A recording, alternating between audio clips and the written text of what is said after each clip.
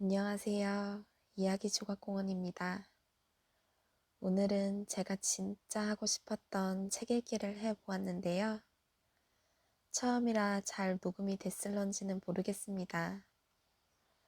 그래도 좋은 책을 읽으며 열심히 녹음해 보았으니 여러분에게 도움이 되었으면 합니다. 그럼 오늘의 책 읽기 시작합니다. 내가 그대를 사랑합니다. 손임찬 우가타 마리오 지음. 프롤로그. 내가 그대를 사랑합니다. 고대 그리스인들은 인간 본래의 모습은 4개의 다리와 4개의 발, 2개의 머리와 2개의 심장을 갖고 있다고 여겼다. 그런데 오늘날 인간은 불완전하게 태어났기에 본래 모습으로 돌아가려는 습성이 있는데 그게 바로 사랑이라고 믿었다. 그만큼 고대 그리스인들에게 사랑은 나의 부족한 부분을 채워줄 수 있을 정도로 애틋하고 아름다운 것이었다. 사랑은 다양한 모습을 지니고 있다. 기쁨과 환희, 즐거움과 편안함, 고통과 슬픔 등 결코 한 가지 모습에 국한되지 않으며 어떤 사람, 어떤 상황에서도 발생한다. 사랑은 끝나기도 하고 끝내기도 하는데 사람마다 강도는 다르지만 끝내짐을 당한 사람은 심연처럼 깊은 상실감에 빠져 좀처럼 우울감에서 벗어나지 못하게 되곤 한다.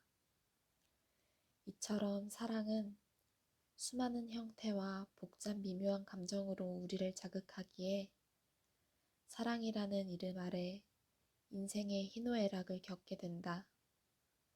또 사랑은 순수하면서 동시에 강렬한 에너지를 지닌 감정이기에 내가 사랑했던 사람, 연인, 친구, 배우자, 부모, 자녀 등과 추억을 회상하고 기억하면서 내 삶의 이야기를 새롭게 쓸 수도 있다.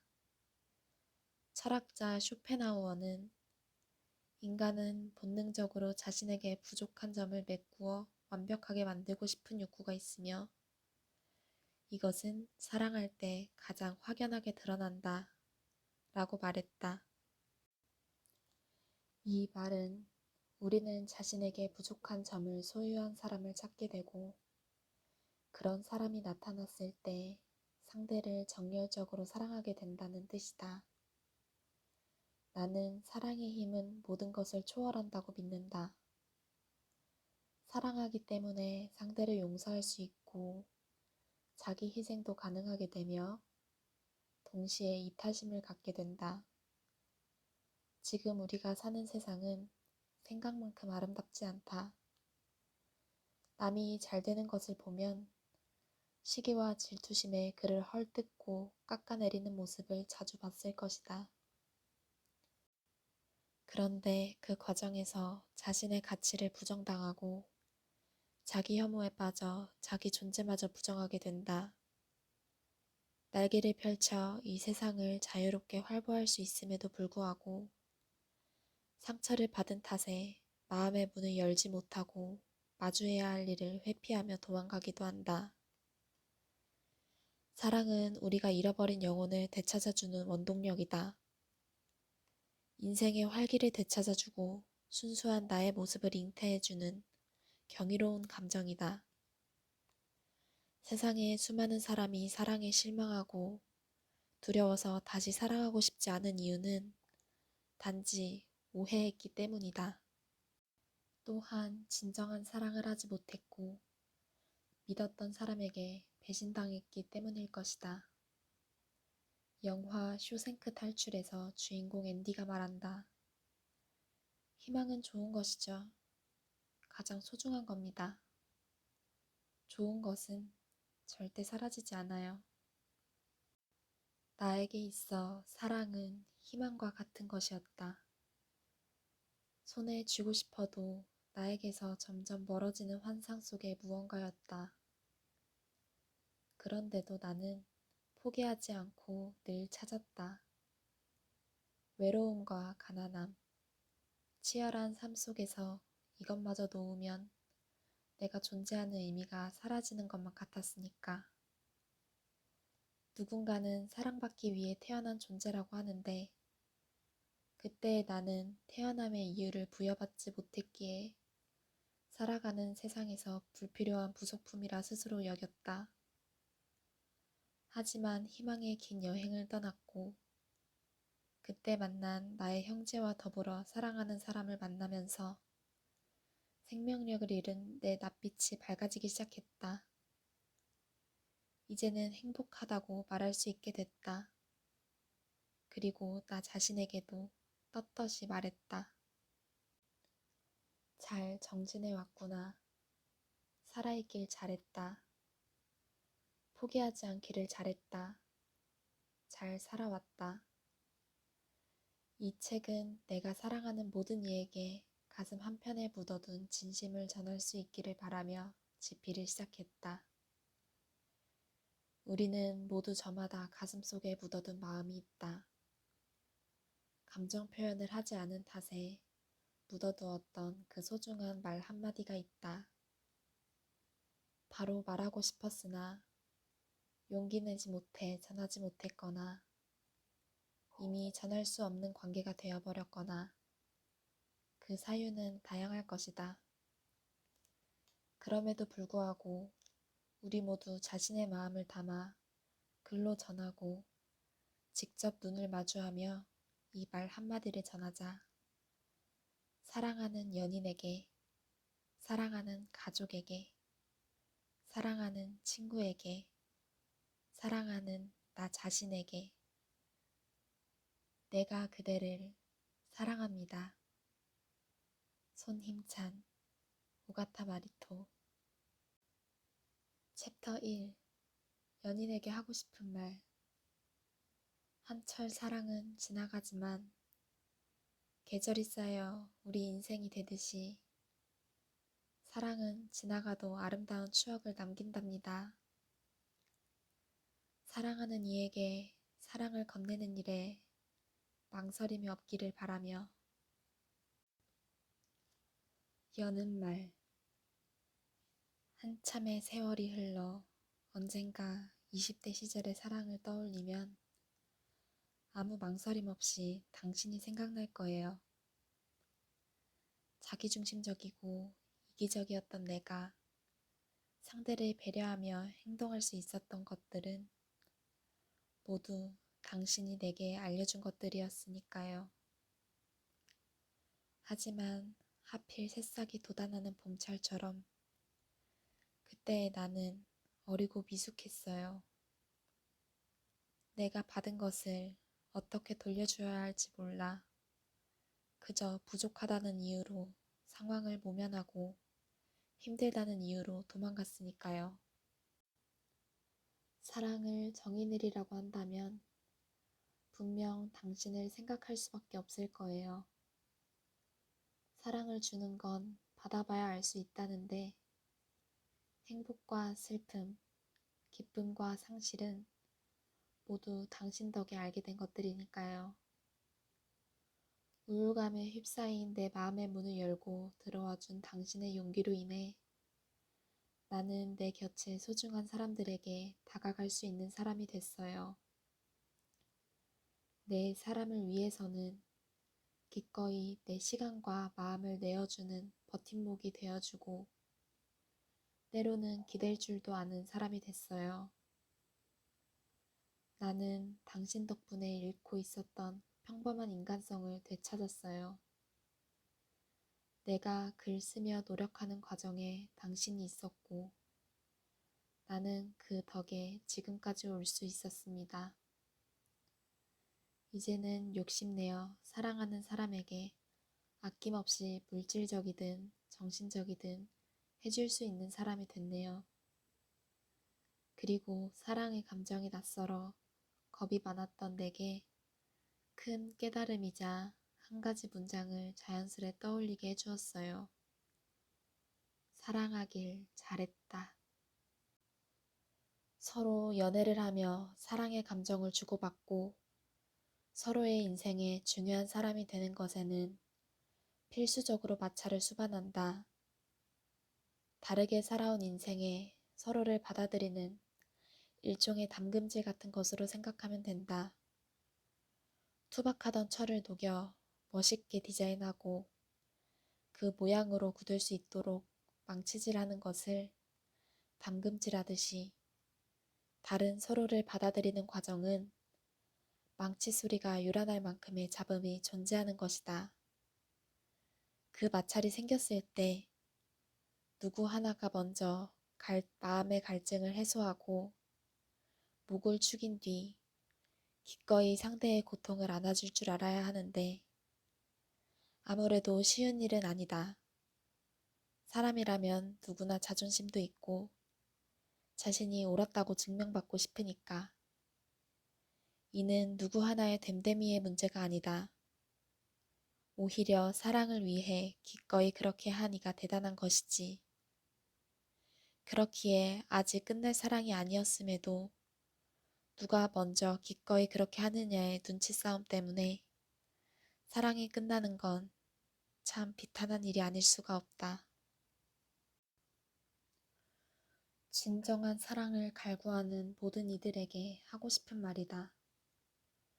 나로 인해 상처받은 사람에게 사과하는 것에 망설이지 말자. 자존심이 용납을 안 할 때가 있다는 것도 안다. 모든 것이 내 잘못이 아닐 때가 있다는 것도 안다. 손바닥도 마주쳐야 소리가 나지 않던가? 분명 그 사람도 그 사람만의 잘못을 했을 것이다. 그렇기에 시시비비를 따지고 각자의 잘못을 따져보고 싶을 것이다. 하지만 그 사람을 진심으로 사랑한다면 그냥 먼저 사과하자. 그깟 자존심이 뭐가 중요한가? 진심 어린 사과 뒤에는 하찮은 자존심 따위가 아닌 더 값진 유대감을 얻을 수 있게 된다. 내 기분에 대한 보상을 받기 위해 기꺼이 사과받아야 할 때도 있지만 이 사람과의 소중한 관계를 위해 기꺼이 포기할 줄도 알아야 한다. 사과하자. 미안함을 담아. 사랑을 담아. 그럼 어느덧 상대 또한 누그러진 마음으로 당신에게 사과하고 있을 것이다. 값진 인연이란 이런 것이다. 건넬수록 상대방 또한 나를 배려하는 것. 사랑의 마음가짐. 부부는 안 맞으면 맞춰가고 연인은 안 맞으면 헤어진다. 어디에서 진정한 사랑에 대한 가치 차이가 오는 것일까? 물론 결혼한 이들은 절대적으로 진정한 사랑을 나누고 있고 연인은 상대적으로 부부보다 서로를 덜 사랑한다고 말할 수는 없다. 각자의 사정이 다를 수 있으니까. 그런데도 분명하게 말할 수 있는 것은 부부가 되겠다는 결심은 더 크나큰 결심이 필요하다는 것이다. 우리는 언제 이런 사랑의 결심을 내릴 수 있을까? 영원한 사랑은 없다지만 그 사람의 곁에선 영원을 믿어보고 싶을 때이다. 긴 인생도 그 사람의 옆에선 찰나에 불과하다고 느껴질 때이다.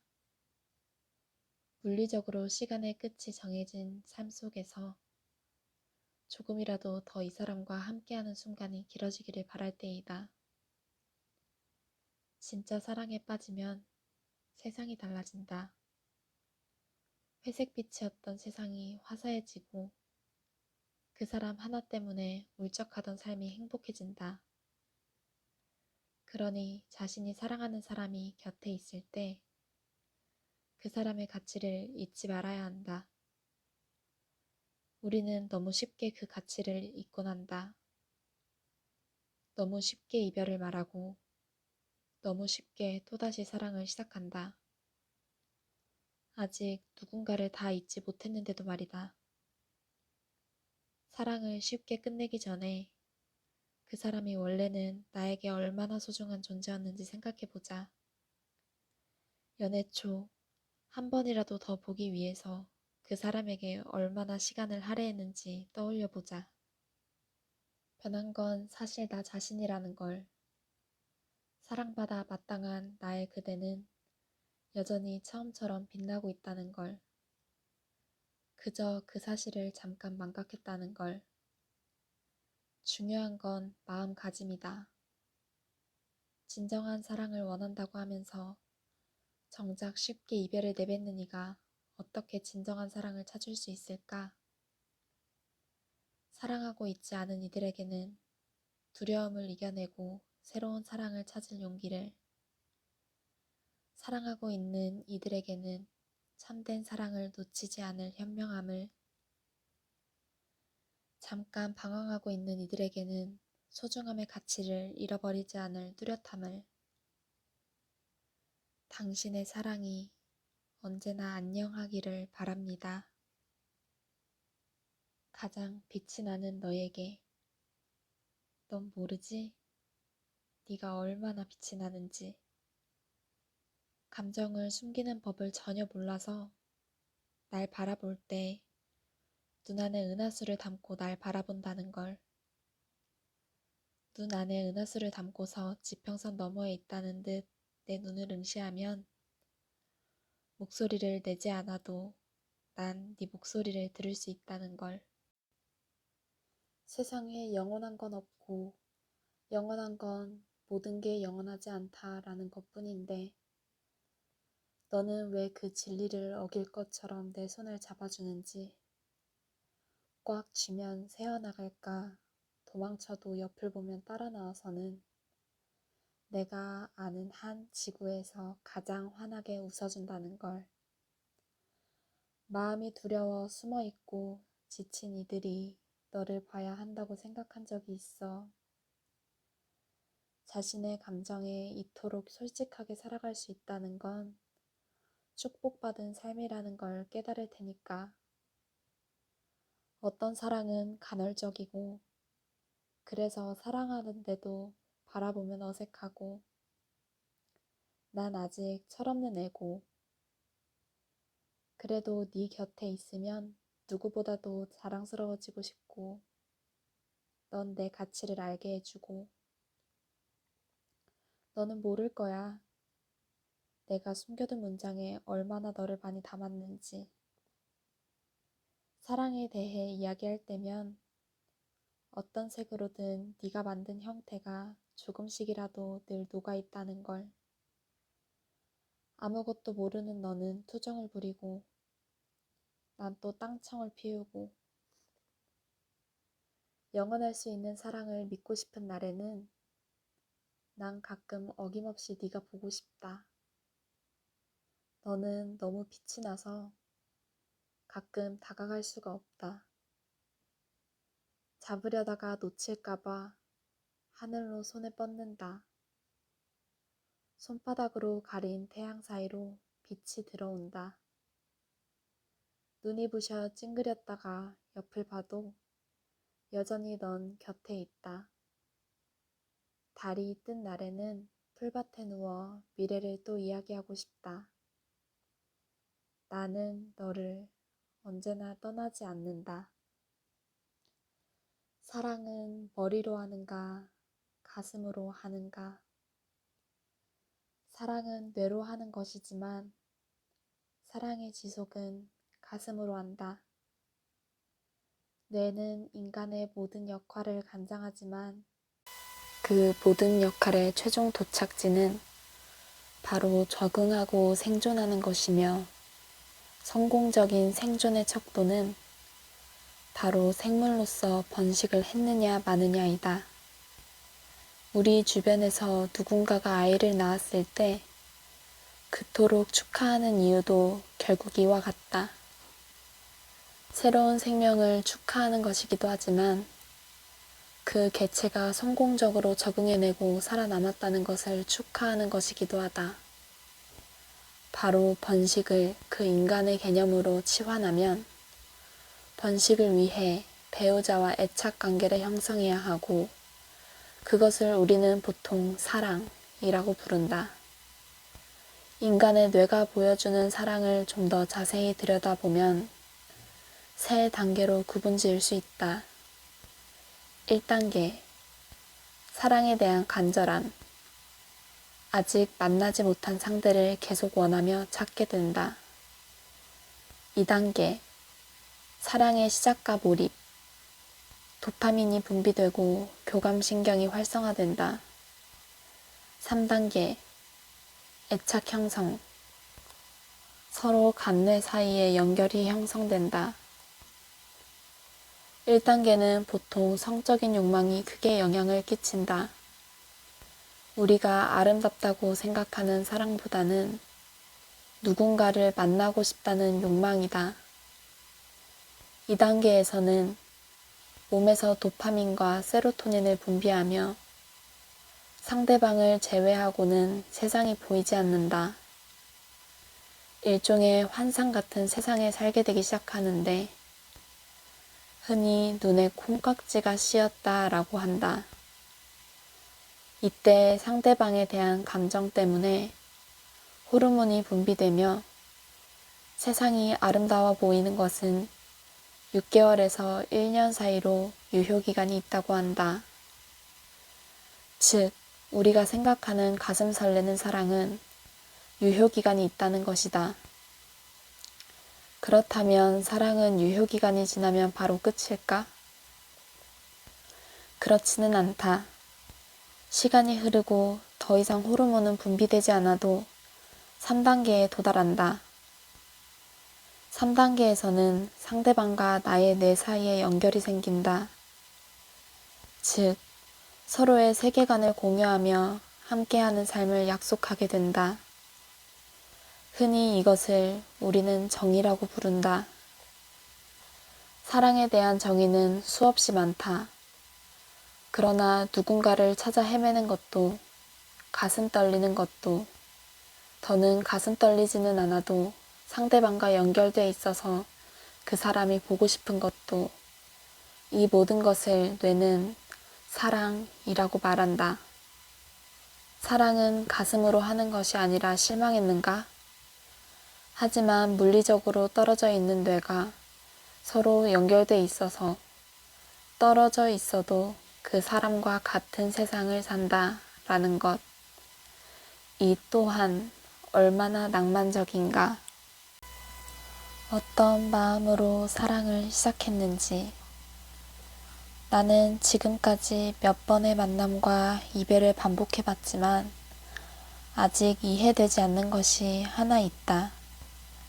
바로 새로운 사람을 만나는 건 반복할수록 지쳐가고 회의감이 느껴지지만 왜 이별만큼은 아무리 반복해도 전혀 익숙해지지 않느냐는 것이다. 아니, 어떤 이별은 오히려 성숙해진 사랑을 한 만큼 더 아프게 다가온다. 만나면 반드시 헤어진다. 절대 이별하지 않을 것처럼 사랑한다고 해도 이것은 지금까지 변해오지 않은 하나의 진리와도 같다. 하지만 그런데도 우리는 다가올 이별에 아랑곳하지 않고 새로운 사랑을 시작한다. 그 끝에 있을 이별이 얼마나 아플지 알고 있지만 사랑에 빠지면 감각이 마비된 채 그 사람만 눈에 보이는 것이다.